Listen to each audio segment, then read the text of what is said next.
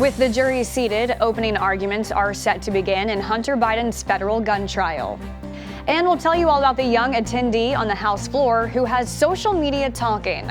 The Morning Rundown starts now. From the Straight Arrow News Studio, bringing the stories that matter to you from across the United States and around the world.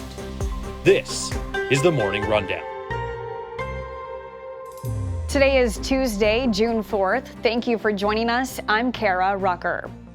Day 2 of Hunter Biden's federal gun trial in Delaware will see opening statements begin.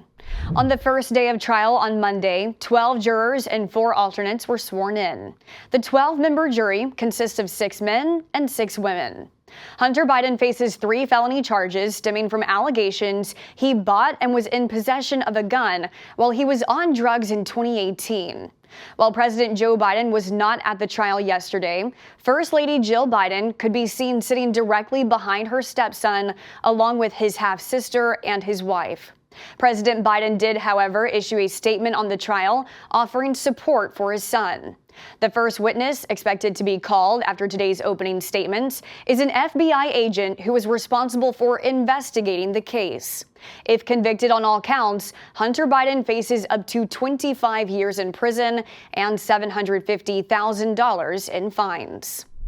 President Biden is expected to sign an executive order today that would temporarily shut down the U.S. southern border with Mexico when illegal crossings between ports exceed 2,500 a day. And with daily border crossings averaging well above that, the executive action could lead to an immediate shutdown of the border. Migrants would not be able to apply for asylum if they cross the border during the shutdown period. The border would only reopen when daily crossings drop down to 1,500 a day. Department of Homeland Security officials say right now, authorities are seeing an average of about 4,000 encounters at the southern border every day. The White House has invited border city mayors and Democratic lawmakers to accompany the president when he makes the announcement. This morning, Attorney General Merrick Garland is said to appear before a House committee that is threatening to hold him in contempt.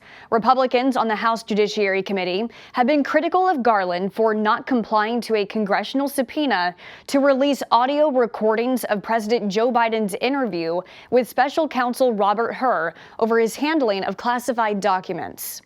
In prepared remarks released by the Justice Department, Garland will say certain members of this committee and the Oversight Committee are seeking contempt as a means of obtaining, for no legitimate purpose, sensitive law enforcement information that could harm the integrity of future investigations. This effort is only the most recent in a long line of attacks on the Justice Department's work.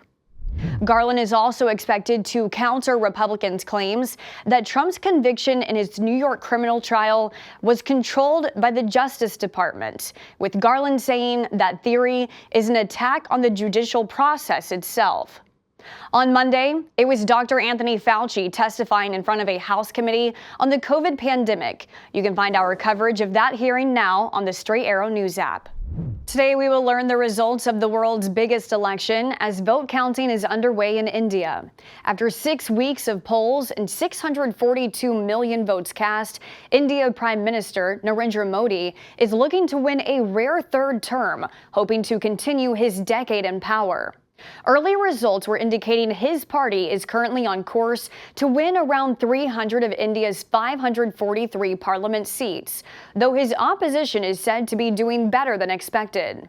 Voters heading to polls over the past several weeks had to deal with an extreme heat wave, with temperatures reaching over 120 degrees. The severe weather is being blamed for dozens of deaths in the country, including more than 30 poll workers. China's lunar spacecraft lifted off from the far side of the moon on Tuesday with rock and soil samples. The spacecraft deployed China's flag on the moon's surface before entering orbit. The probe launched last month and landed on the far side of the moon on Sunday, collecting samples, and will return them to Earth later this month. The country has made significant progress in space exploration, including launching a space station. The return samples are expected to provide new insights into the moon's geology and history. China aims to put a person on the moon by 2030.